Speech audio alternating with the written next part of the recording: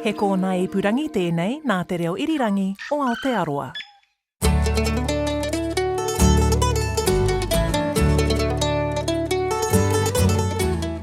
No mai whakarongo mai ki te Aotai Whenua. Welcome to Country Life. Ko Sally Round tēnei.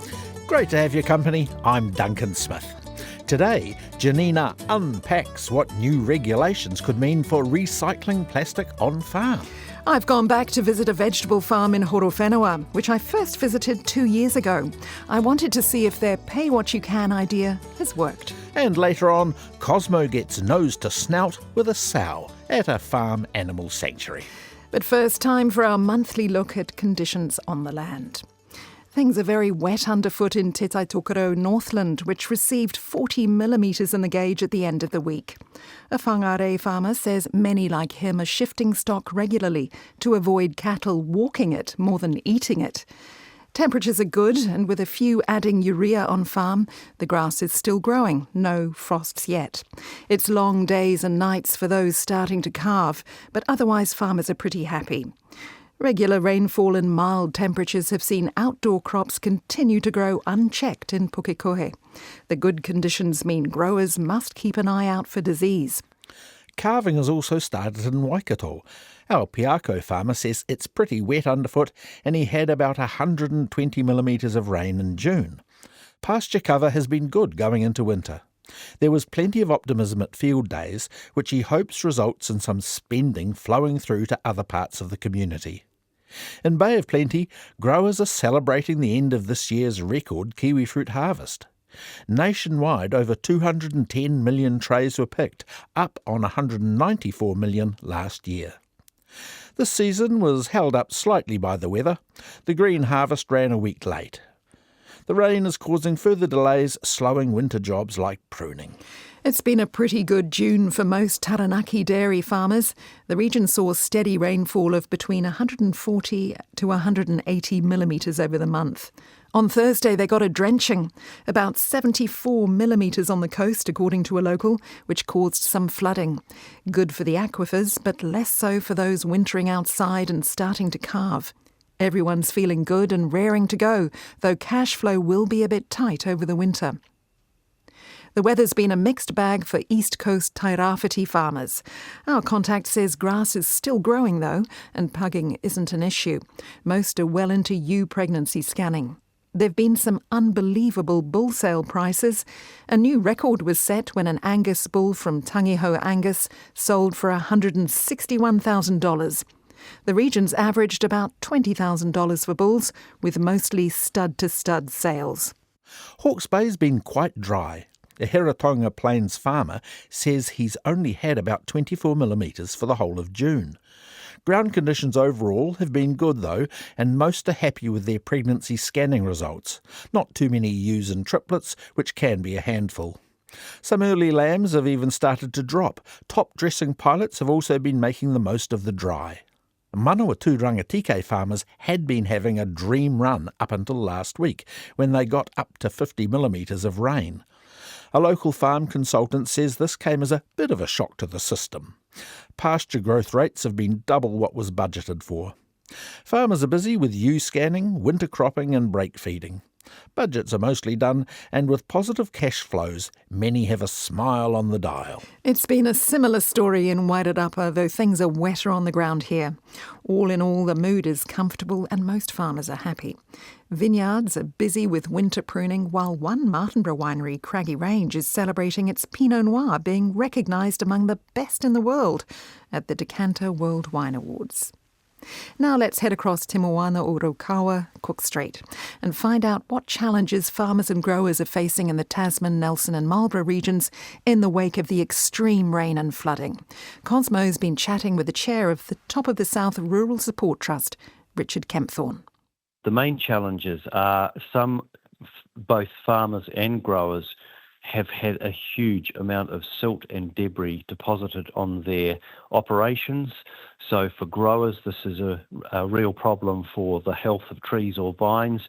If they've got a lot of silt around, it's just too wet and the roots get very unhealthy. For farms, they've lost fences. They've got gravel and silt deposited on their farm, so they've lost farm grassland. and they've lost fences. So it's a massive problem for a lot of people in our area. How are people coping? What kind of support is available? There is quite a bit of support, but there's a huge amount to cope with. So there's the civil defence operation, which involves councils and a lot of support agencies. There's a huge amount being done to help. There's the Farming Army, potentially Enhanced Task Force Green, which are very helpful for clearing debris. And also contractors, a lot of local contractors are putting forward and doing all they can to help in the very slow start to the recovery. We've got to realise that the recovery from this event for the farmers and growers, it's going to be months ahead of us. Will there be financial assistance available to those who need it? There is some finance available, but I think the reality is nothing like the actual cost involved. So the Mayor's Task Force has been set up. So if anyone was interested in donating, that would be a very good place for it to be, or through Rural Support Trust, which we can make sure that the money goes in the right direction. And what signs of stress should farmers and their families watch out for? I think, if I answer that slightly differently, what farmers, I think, need to do is not try and do everything at once. There's a real adrenaline rush to start with, but that doesn't last for long. It runs out and people can feel quite flat. And certainly when they face what they've got to do going forward, it can be quite a depressing task, but it's just trying to keep just a clear focus on what do I need to do, what can I do, and just prioritising actions ahead. And of course, people can call the Rural Support Trust hotline anytime. They certainly can call the Rural Support Trust if they would like help. They can actually go through their doctors if they wish to, and certainly the Rural Support free phone number is 0800 787 254. Richard Kempthorne there from the Top of the South Rural Support Trust. Now, heading further south, and a West Coast dairy farmer has been tidying up around the cowshed and getting maintenance done. But he's hoping to get away over the school holidays now they're in full winter mode. There's been the odd wet day, but on the whole, a pretty normal West Coast winter. An arable farmer and grazier in mid-Canterbury says it'd be nice to see a bit of sun. Here too it's wet. He says the mud is hard on men, animals and machinery. Half the day's spent feeding out, and then it's maintenance jobs for the rest of the day. They'll start planting barley late August. More and more of the crop is going offshore for the craft beer market, particularly in Japan. Pruning's about a third of the way through on a central Otago vineyard. It's been warmer than normal. The first significant frosts have come later this year. -6 earlier in the week. Youch. The 25 vintage is maturing nicely in barrel. There have been few frosts, a wee bit of flooding, but generally fair conditions at a dairy farm in Southland. They're taking the time over winter to bed in new staff and virtual fencing technology. The mood is pretty positive. They're just hoping the towns can get some of the feel-good factor too. This is Country Life on RNZ National 101 FM. It's the start of Plastic-Free July. Avoiding plastics on farm, though, is pretty near impossible. The government's new proposed Green Farm scheme will regulate agri-chemical containers, wraps and other farm plastics. It'll also mean manufacturers and importers have to pay a levy to help with the recycling. To find out more, producer Janina Schwaneker spoke to Tony Wilson, who's the Chief Executive of Agrecovery. Agrecovery is a product stewardship scheme. It's been set up specifically for farm plastics, and our role is to go out there and find solutions for the plastic on farms to get it back again and put it into a circular economy. We've encountered through a number of pilots and through experience 15 different types of plastics that we're wanting to recycle within the next 3 years. So everyone's heard about the silage wrap, the 1 tonne fertiliser bags, the small bags, the 20 kg fertiliser seed and feed bags, and the agrochemical containers. But we're really interested in getting those up and running, but also the other ones out there like the tunnel house covers, fish nets, tulip netting, you've got irrigation. There's a whole raft of stuff out there that we need to get back off the farms and get recycled. Is it challenging working with many different types of materials? A lot of the plastic that we do, we're fortunate enough that it's a single polymer type plastic, so you'll have a pure HDPE or an LDPE. HDPE tends to be hard, LDPE tends to be soft plastic. So we're able to recycle those quite easily because the most important thing for us is keeping the polymers separate, keeping the different plastics separate, and we do that at source. So we expect farmers to be able to put them into specific liners or specific streams for us to be able to process. That makes it easy to recycle because then we get it to the right factories for the right processing. Our biggest challenges, and this is why we want to call it a resource, is we don't want a whole lot of dirt, water, rubbish left over. Leave that on the farm. We don't need that. We want it as clean as possible so that we can process it through easily. In terms of once you've got the plastic, once it's made its way back to the processing site, what happens from there? Does it get sorted into the various different types and then processed? It depends on the type of plastic. If it's an HDPE or a good quality plastic there's a demand in New Zealand, we can send it straight through to the likes of the Pack Group up in Auckland, who process it and turn it into underground cable cover. Like the example I've got here in front of you, which shows the process of shredding, pelletising and then turning it into underground cable cover, which is a pretty good option. But if it's a soft plastic, because we are dealing with a contaminated plastic, whether it's had chemicals in it or dirt or something like that, we don't have a lot of demand for it to be recycled here. We don't have the systems in place. So what we have to do is we have to process it in such a manner that we're able to send it off to specific recycling plants overseas, who then turn it into things like the moisture barriers that you see in buildings or you see under those old houses to prevent the dampness from rising up. Before you're in place, because you've been operating now 7-8 years? About 18 years or up. 18 years, yeah. Before you were in place, what were some of the options available? The farmers, they're a business, right? So time is critical for them, and they want a solution that's easy for them. So our approach has always been customer focused, the customer being the farmer. So prior to me starting, look, they can still bury and burn on farms in a lot of areas in New Zealand. That needs to be switched off. Apart from that, then there was Plasback out there that can do the collections, and we've partnered up with Plasback to piggyback off our resources that we each have. And then there's ourselves out there. I guess the important question is for any farmer or grower who's out there looking to recycle and looking to see who does that, you really need the evidence that it has been recycled. And I mentioned earlier on that Agrecovery is a product stewardship scheme. We're the only accredited product stewardship scheme for farm plastics in New Zealand. What does that mean? Well, that means that we've gone through about 3 to 4 years of hard rigour with the ministry or the government to come up with being able to be accredited. So we're transparent, we're a not-for-profit charitable trust, we meet the 26 guidelines that have been publicly consulted on. It gives the evidence when our farmers and growers and our primary businesses are selling their products overseas that plastic has been recycled because it's gone through an accredited product stewardship scheme. So those overseas countries will recognise us as being recyclers. Since your operation, can you talk me through any stats about what you might have helped save from going to landfill or going to waste effectively? We've just had exceptional growth over the last 4 or 5 years. Last year we did over 729 tonne of HDPE plastic, so that puts us up around about 70% recycle rates for the agrochemical containers. We're looking to exceed that this year, but we also did over 1,600 tonne in total last year with silage wrap and the likes of that. When we become a regulator scheme and work alongside Plasback, then we would be expecting to see over 10,000 tonne to come through. What we've done over the last years, we've run a number of pilots, one down in Southland and one in Huranui, and that's about understanding the types of plastic, the volume of plastics that's out in the marketplace. And we had really good feedback from them. So over 99% of the people are wanting a scheme that were surveyed when they dropped the plastic off, and 94% of them said that they do believe that recycling is important. So we know the farmer and the grower are wanting solutions.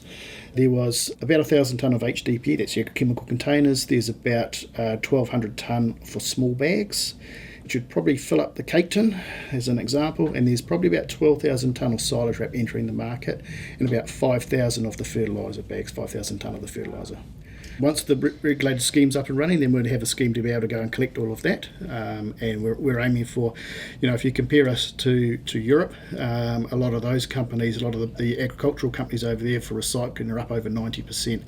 So New Zealand's got a long way to go to catch up to that, but I think we're in a good position to get some huge growth. Do you think the changes proposed by the government that they're looking at will help the industry with some of these targets and some of these goals?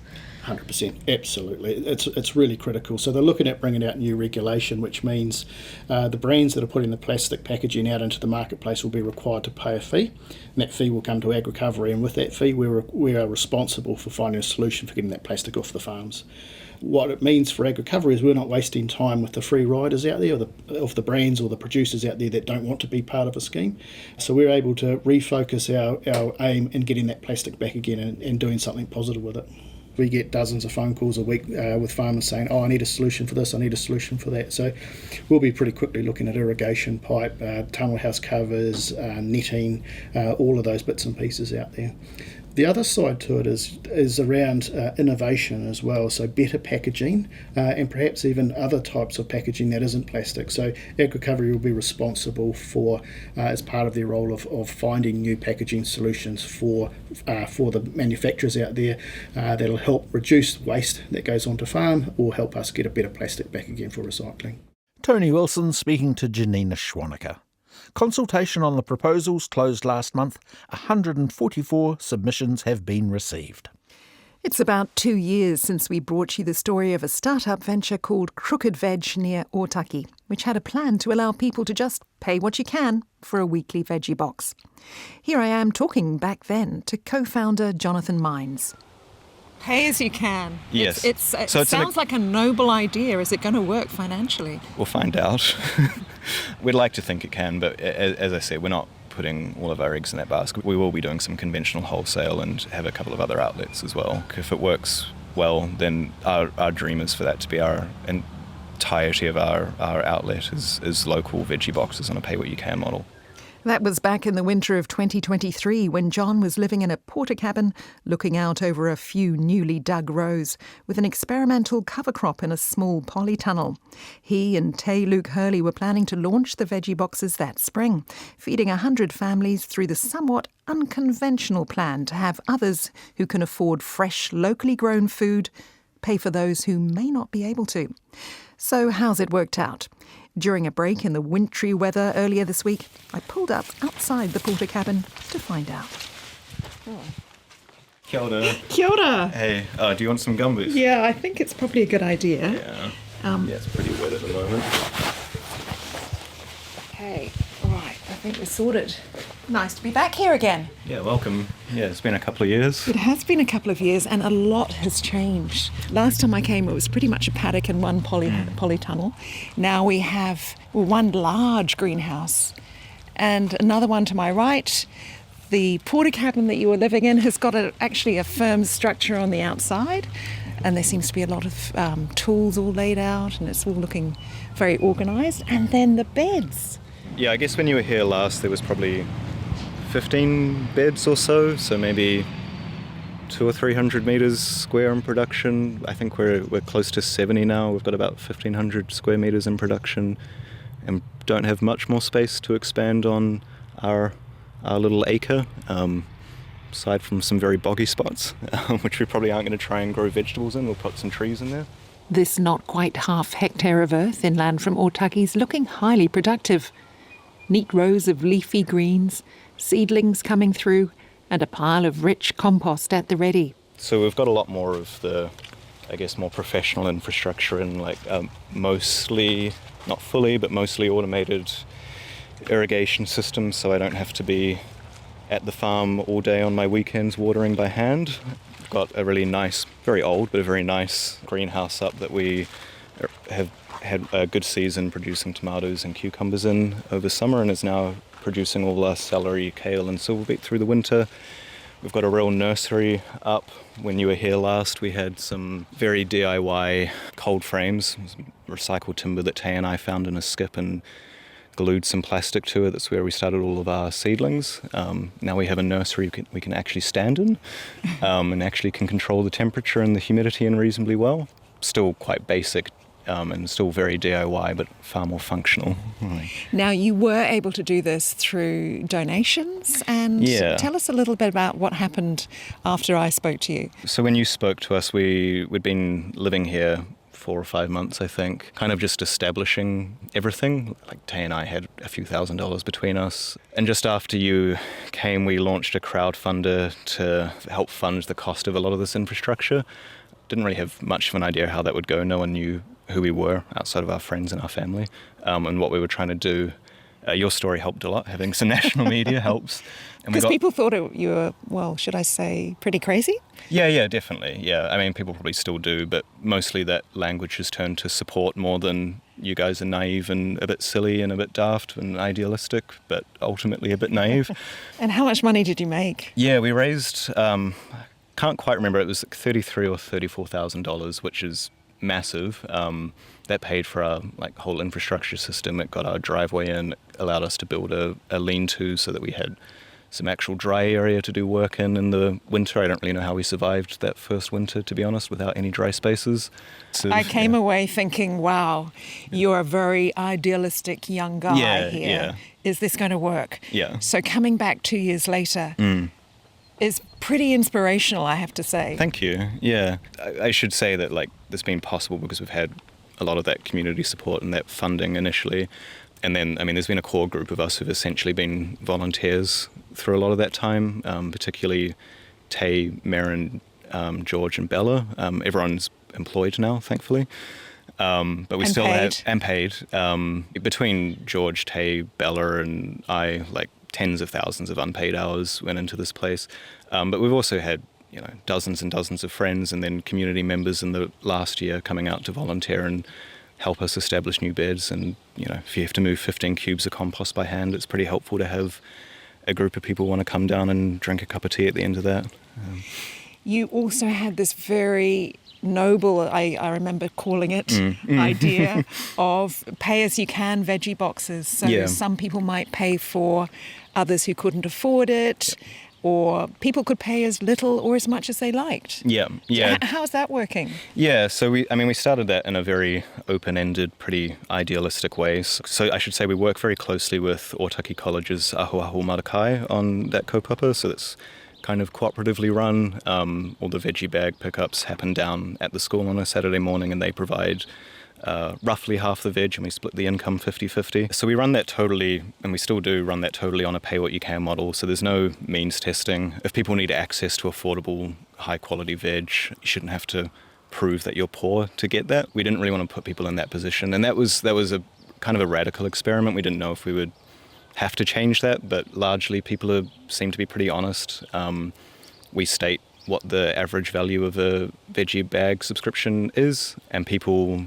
they just choose what they want to pay, so it's self-policing, totally trust-based. And what's the proportion of people taking those? So we were doing 60 bags a week at the end of autumn. We're doing 50 over the winter. Approximately 10 to 20% of people pay it forward. Maybe around 60% are paying the asking price, I guess you would call it. And then another 15 to 25% pay below that, and they can pay as little or as much as they want. So we don't really track individually what people are doing, but I know sometimes there are people who can't afford to pay anything in a certain week, and that's totally fine. That's really the sorts of people that we want to be growing food for, people who really care about where their kai comes from, but are just in a tough place. So those people who, as you say, pay it forward are basically paying for those people who can't afford it. Yep, they are. So are you out of pocket at all? Not overly. We've still got a bit of financial analysis to sort of understand the costings there, because it is a slightly complicated project working with two different entities, and Ahuahu Marakai only supply the Otaki veg bags. We also do our own niche wholesale, so kind of breaking down the costings between all the different things we do has been a bit more complicated than we expected. Ahuahu Marakai is able to pay themselves living wage doing that mahi, so it seems to be working, but we'll kind of have a better understanding of the finances at the end of winter.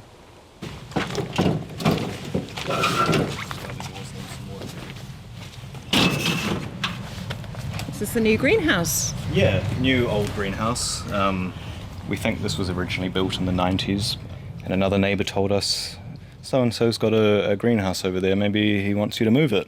And so now we have it. Did you buy it? Or? We bought it off him, and then it's a pretty scary infrastructure project, to be honest, building It's a big. 140-metre building. I imagine when you put this up, you felt like, right, we are really in business now. Yeah. That was a big step for us. We head out among the vegetable beds, and John pulls a few stray radishes from a row of huge and healthy-looking, but less traditional leafy greens. Ooh, that looks lovely and lush. What have you got there? Yeah, so this is a couple of different varieties of radicchio or endive. Beautiful. All All different colours. Dark reds, streaked. I don't know if this will be happening yet. I know this Castelfranco puts up a really beautiful, like, variegated red, green and white stripe.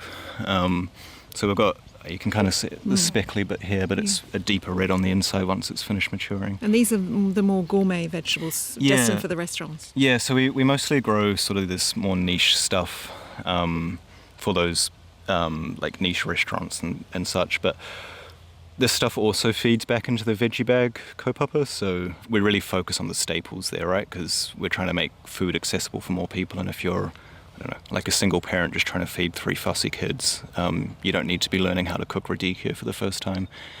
But we also have a lot of people who are there who are really, really interested in new food. We like to have some options like the radicchio every now and then. And the way we do the veggie bags now, actually, which is a bit different to how it was when we first started, is it's a little bit free choice. People come and pack their own bag.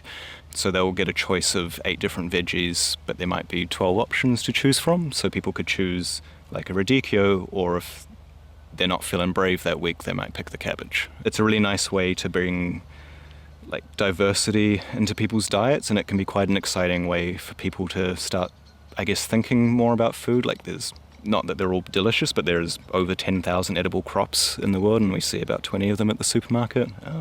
Some people say bitter food like radicchio is really important for our immune systems. Not a nutritionist, so I'm not going to make any claims. Crooked Veg also supplies a few retailers and an honesty box down the road. But it's not all been plain sailing.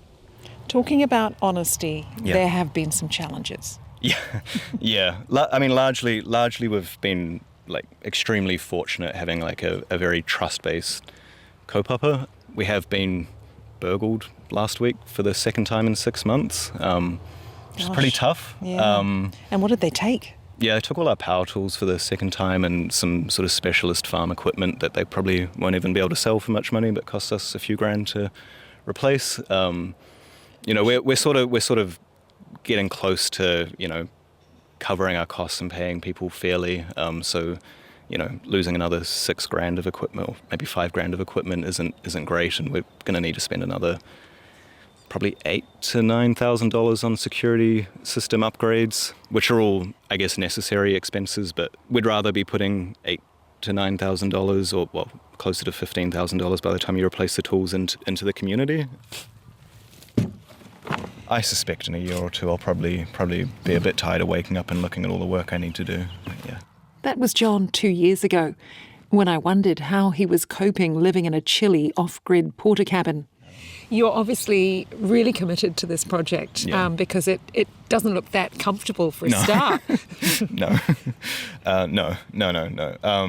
But I mean, I have a little bit of solar power now. I can charge my phone and run the lights if it doesn't rain for too many nights in a row. It's getting there. It's getting more comfortable. Back to today, and the final question for John was pretty obvious. Over the last 2 years, have you ever felt like giving up? Yeah, heaps, yeah. Yeah, I don't know, I guess there's a lot of stubbornness there, or pig-headedness, or stupidity, or I don't know. I guess when you're in your early 20s, well, I'm 30 now, but in your late 20s, like, and you don't have kids, like, you can sacrifice a lot more. Like, I don't think this would be very possible if I was trying to raise a young family and I wasn't willing to, like, I mean, we have a normal flat now, but if I wasn't willing to live in, like, an unpowered van for most of a year and, you know, seeing... So you think you would be here in another couple of years? My plan is to be, yeah. I'm not at all thinking about leaving this project, other than, you know, those really dark moments, like when you turn up to work and your door has been smashed down with a pickaxe. Not really thinking about leaving until we've got this farm in a place where it pays everyone a reasonable wage. we know we've done heaps of hard mahi in setting this place up, and if we were ever to leave it, we'd want it to be making it easier for someone else to be stepping into this kind of work.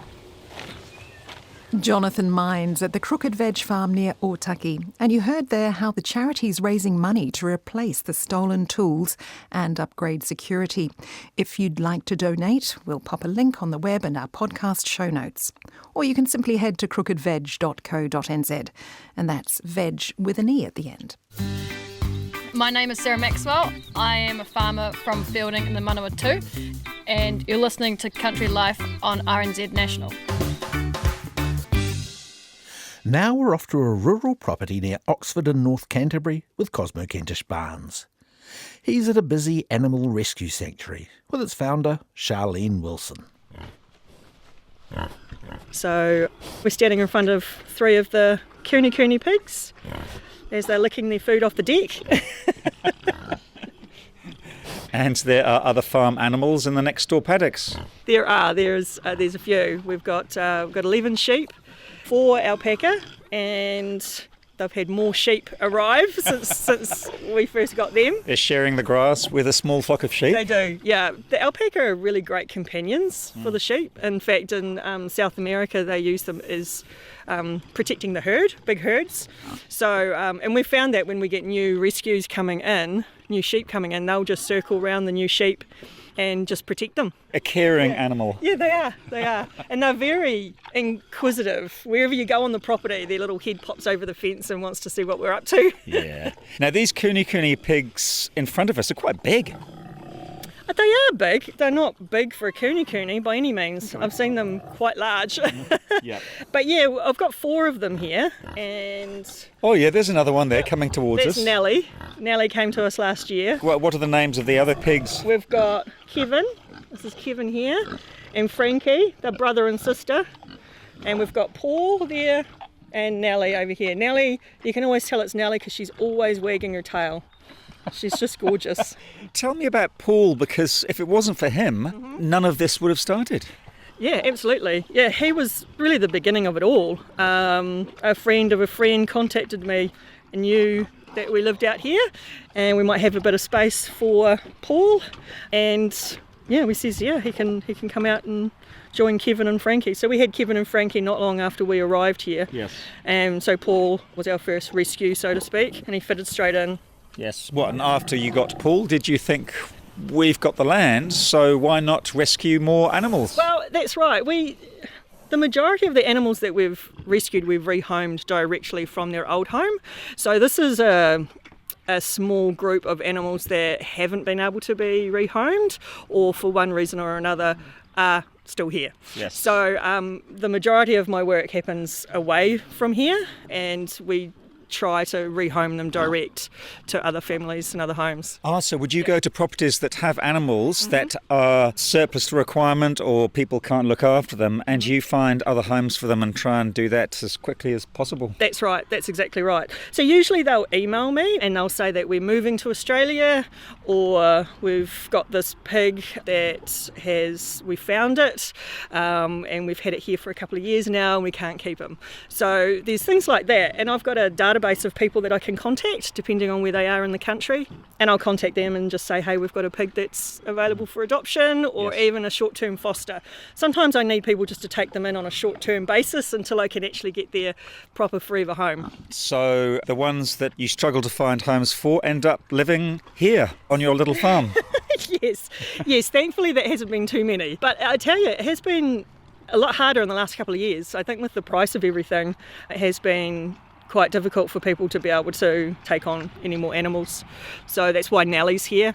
Nellie is a lovely girl and she would have been a really easy piggy to rehome, but we tried for a good 6 months and we didn't have anyone come forward to get Nellie. So are you still looking for a home for her? No, she's part of our family now. We've integrated her with the other pigs and she's got a place here now. When did you start this animal rescue sanctuary? 8 years ago. And how many animals have you rehomed? I would say hundreds. There's been at least 20 pigs, 20 kuni pigs, numerous sheep. I think we've not just rehomed, but we've actually helped a lot of animals. There's been some cases where we've been asked to take animals on, and then when I actually go out and talk to the person, I find that it's their circumstances, they're not quite sure whether they can move them to another paddock, that kind of thing. And once I work with them, they find that they can still keep the animals. So I found that's been kind of interesting, actually. Yeah. Do most of your animals come from lifestyle blocks where people realise that they don't have the skills or time to look after the animals they've taken on? Or are they from farms? Half and half, I think. A lot of the sheep have been from farms where the lamb has been abandoned by the mother, and the farmer will give the lamb to a nearby person. So I had Stompy, who was actually found on the Port Hills. The Port Hills can get quite a lot of giant holes in it because it's quite porous, and there was a sheep who was found in one of those holes. She'd been there for days, and her all her joints were red raw from her just trying to climb out of the hole.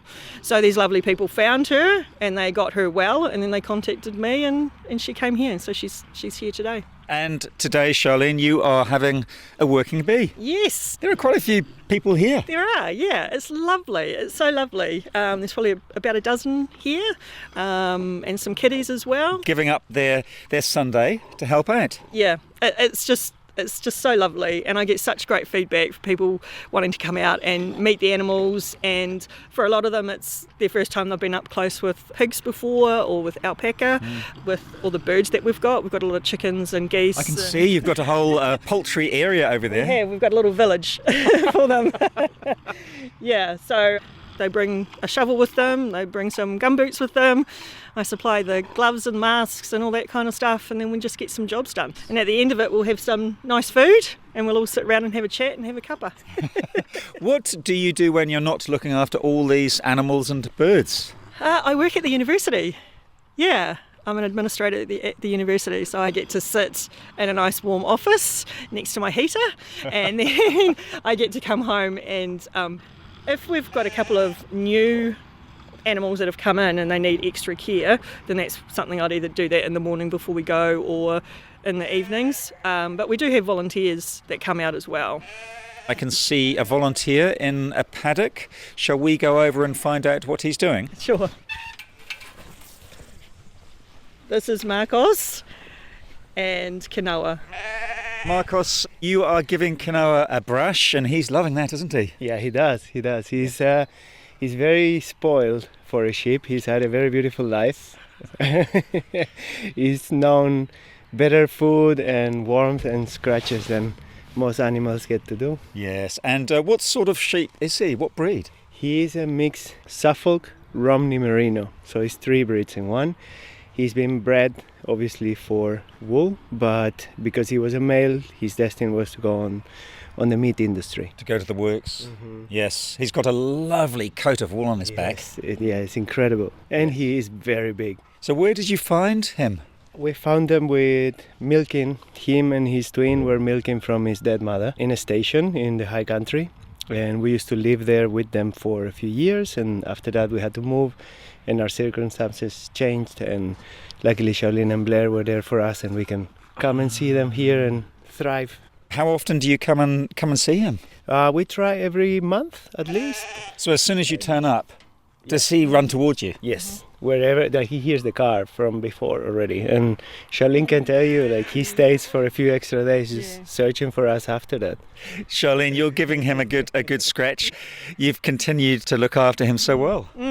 Well, yeah, we continue to love him. He's here. He's part of our family, and what he's got here is he's got a whole flock, hasn't he, Marcos? Yeah.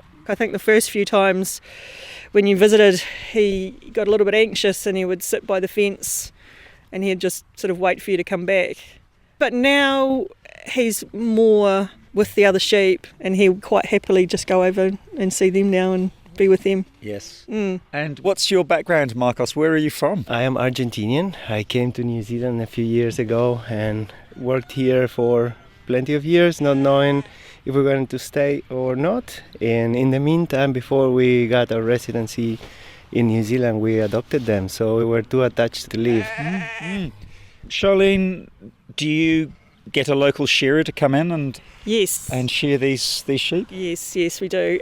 We've got a lovely shearer who comes in to see us a couple of times a year, and he's very kind, very gentle, and he is used to dealing with smaller flocks as well as larger flocks as well. And I think that it just makes a big difference. The sheep are always very relaxed, and he handles them with care. That's lovely. We've come into another paddock, and this is where you've got a saddleback pig called Marshmallow. And she's snoozing in a cosy pigsty, isn't she? Yeah, we've spent a lot of time here digging out all of the old straw. So we do this a couple of times a year. It gets quite dusty, and it's not very good for her breathing. So we like to replace it, especially this time when we're going into winter now. Yeah. So we've got lots of straw that we've put in there, but she loves coming in and then moving it around. And so she gets it in a position where she can make her own bed. So she's moved a little bit of it around, and she's taking a wee break. Where's she from? You know, she's obviously a lot bigger than the other pigs, and she looks very relaxed. She is. She just come from a situation where they weren't able to keep her, and because of her breed, she's very large. She's not really a pig that is able to be rehomed. So we went to where she was. It took a long time to eventually get her onto the float. She must weigh a tonne. Yeah, I'm not sure how much she weighs, but a tonne is probably about right. And she's just manoeuvring herself in the bales there. So she's around about 8 years old. So she's going to have a few health problems as she gets older, and I think she's just going to stay with us. Mm. Yep. She's only about a metre from us, and she's opened her eyes and looking at me quite inquisitively. She is. She's probably wondering whether or not you might go over and give her a tummy scratch. Oh, I can do that. I am kneeling down beside Marshmallow. Oh, you are a big girl, and giving her a good scratch. Look at those big ears flopping over your eyes. Yeah. I love her long red eyelashes. Yes. They're gorgeous. Absolutely. She's got sort of a gingery colour through her face. And she's rolling over, and now we can see her nipples. You've got lots of straw around you, my darling. There you go. There you go. I'm actually feeling her trotters now, and they're quite soft underneath, aren't they? They are. They're very soft. They're just like a little pad of like a cat's paw.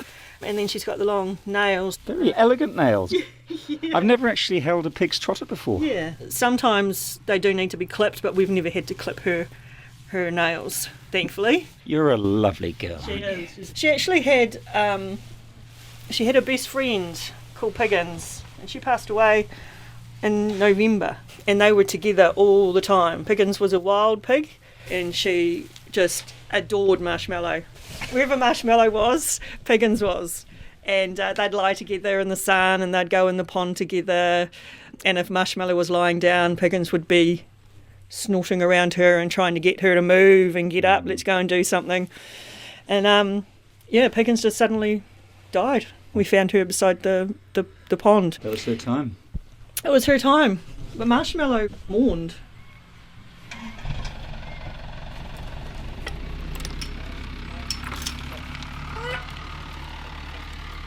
Now across the paddock from Marshmallow is the lake house where the Kuni pigs live. And it's right beside the pond. Right beside a large muddy pond. A large muddy pond. So yeah, the pigs will come in here, roll around, they'll put their sunscreen on. That's pretty much why they do that. You can see they bring all sorts of stuff with them. So that's part of the fence. There's part of an old hose. They'll just drag all sorts of things in here. I guess they play with them. They do, absolutely. In fact, Marshmallow has got a tyre and a piece of pink hose that she brought from her original house. And she still drags it around, and she still has it in her bed with her. Now on the other side of the fence, near this muddy pond, are lots of birds and several helpers doing different chores. Yes. Without the help of people coming out here, it just would be impossible. So that's why we run this every month, the first Sunday of every month. And we have volunteers come out. So who have we got here, Charlene? Kate, Joe, Elora and Bridge. Elora, what made you want to come here and help out at this animal sanctuary? It aligns with my values. So a big part of my life is that I'm vegan, and I like to live in a way that is in alignment with that.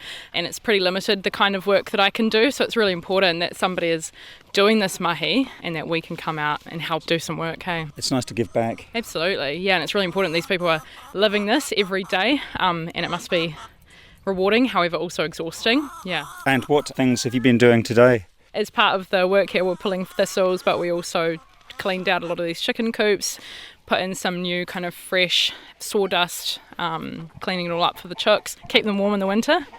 How many birds do you have here? Oh gosh, so I've got 5 geese, which come from a goose rescue a couple of years back from a deceased estate. So we went out and helped with that. We've got around 20 ducks, 15 Muscovy ducks, approximately 15 to 20 roosters, and probably double that in hens, so 40 or 50 hens. A lot of beaks to feed. Lots of beaks, that's right, that's right. Yeah, we'll feed out 100 kilos twice a week, just for the birds. Yep. This is my husband, Blair. Oh, hi Blair, how you doing? I'm Cosmo. Cosmo. You've got a drill in your hand? Yeah, we're going to put some little planters in the windows of the chicken coops for mint or rosemary. Mint and rosemary. Yeah. What a treat. Yeah. Yes. So it's going to slot on the inside of the coop, Yep. under the window, so it's going to get lots of light for the plant and a little bit of weather for the plant as well. But on the inside, it'll flow over when they start growing, and then the birds can peck at them. I've been wanting to do this for a long time. I actually saw somebody make a little garden, and they had the plants in the garden, but I was sort of thinking, they're going to get trampled, they'll get pecked and pulled out. I think it'd be better if we just had them in the little planter boxes inside on the windowsill. It will smell nice as well. Look at the duck doing that, digging right in underneath the water. Getting her beak right into the mud. But that noise is what you hear out here every night, all night, with the ducks doing that. I'll see if I can capture that noise.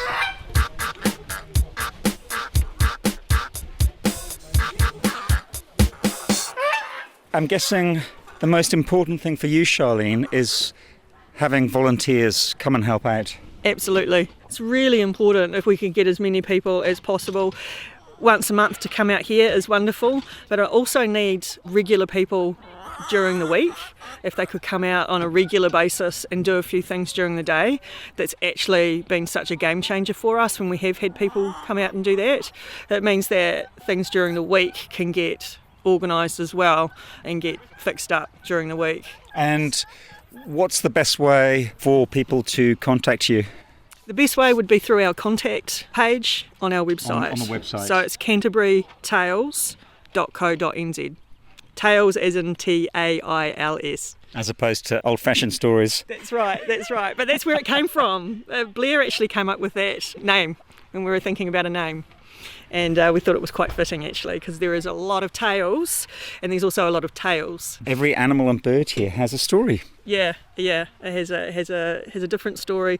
And often when we're doing the work, we're just talking about the animals and where they came from and their stories. Yeah, really important.